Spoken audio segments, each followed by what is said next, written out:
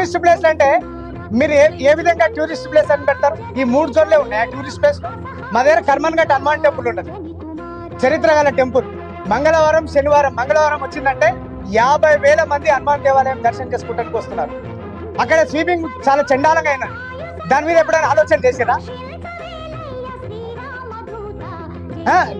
మీరు tourist place అంటే ఏ విధంగా సెలెక్ట్ చేస్తున్నారు? చేయండి, కర్మన్ ఘాట్ హనుమాన్ టెంపుల్ కూడా యాడ్ చేయండి అన్న.